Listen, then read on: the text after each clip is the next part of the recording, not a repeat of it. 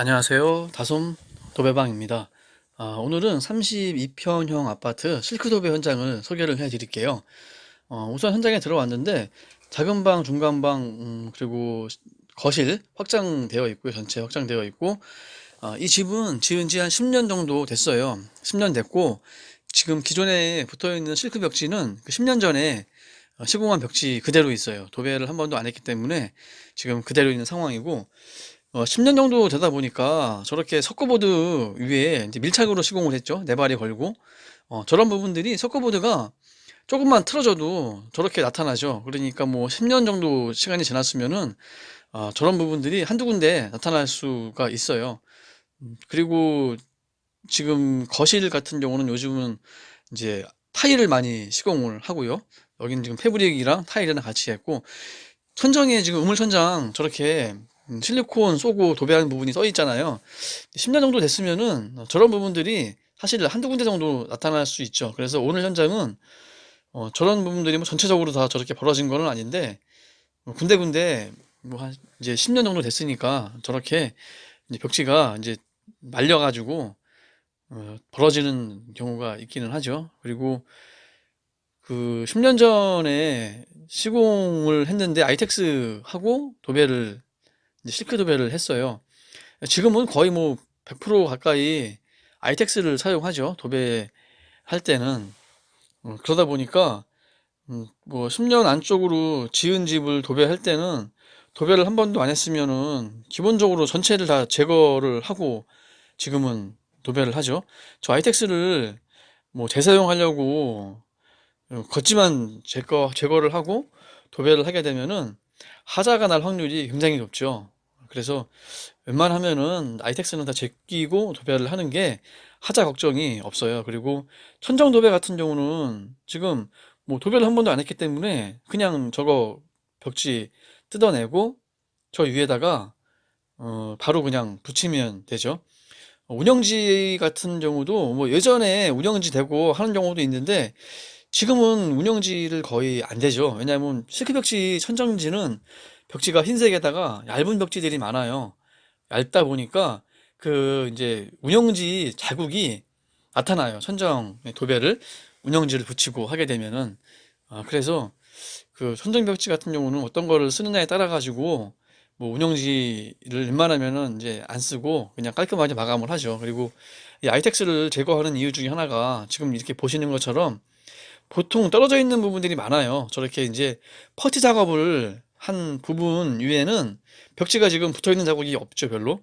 지금 이제 검은 색깔의 저 부분이 벽지가 이제 붙어 있던 자리인데, 이제 좌우 옆에는 이제 부직포 아이텍스가 당기니까 이제 제대로 붙여놨는데, 위아래는 사실 좀 저렇게 꼼꼼하게 안 하죠, 보통. 그래서 지금 붙어 있는 부분이 위에 부분은 많지 않죠. 저렇게 되다 보니까 현장에 저희가 뭐 한 새로 지은 집 2, 3년 정도 지나서 가 보면은 떠 있는 부분들이 많이 있어요. 그리고 천정은 뭐 운영지 안 걸고 아이텍스나 뭐 부직포 없이 그냥 밀착으로 바로 해버리니까 저렇게 벽지 찢어진 자국들은 네바리로 일단은 마감을 하고 도배를 해야죠. 그리고 이제 지금 아이텍스를 방에는 지금 아이텍스를 시공을 했어요. 이런 콘센트 스위치 부분은 어 이제 부직포와는 다르게 본드칠을 하고 이제 붙이시는 게 아니죠. 나중에 도배를 정배를 하고 나서 마지막에 이제 본드를 넣죠. 일반적으로. 왜냐면은 그 아이텍스는 부직포에 비해서 굉장히 많이 늘어나요. 늘어났다가 저런 데다가 본드칠을 하게 되면은 근데 그 늘어났던 아이텍스가 복귀를 제대로 못 해가지고 이제 쭈글쭈글하게 되는 그런 하자가 나는 경우가 많죠. 그래서 일반적으로 아이텍스는 부직포와는 다르게 콘센트 스위치 부분에 본드칠을 이제 나중에 하죠. 나중에 하고 그리고 나서 이제 마감을 짓죠. 지금 보시면은 이제 이 아이텍스 같은 경우는 일반적으로 가격이 좀 비싸죠. 부직포에 비해서 단가가. 근데 그럼에도 불구하고 아이텍스는 한 번밖에는 못 쓰죠.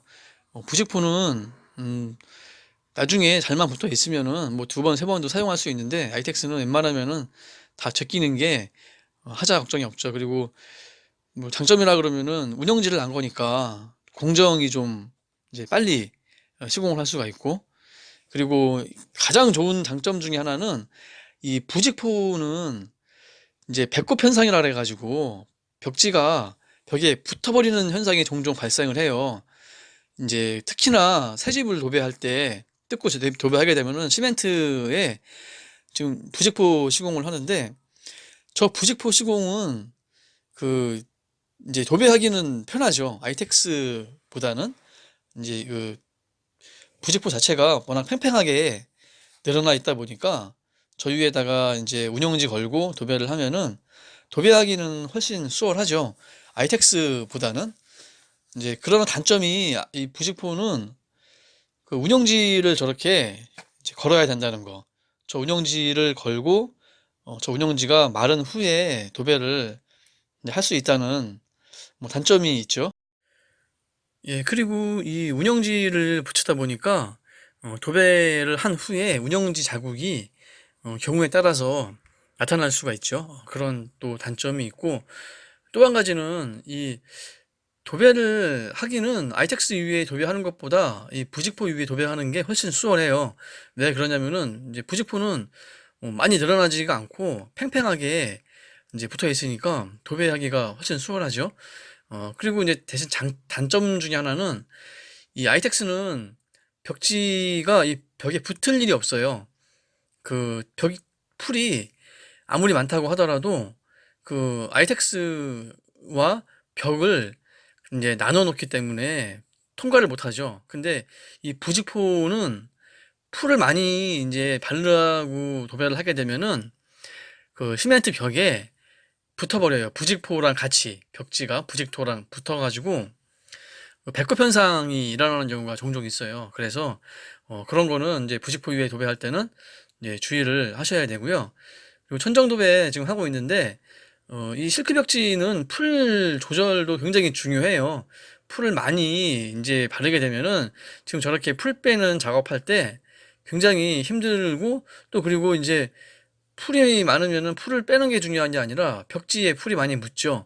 그러면 나중에 그 풀을 지우는 것도 굉장히 번거로운 일 중에 하나예요. 그래서 이 실크도배는 풀량 조절하는 것도 굉장히 중요하죠. 예, 오늘 영상은 여기까지입니다.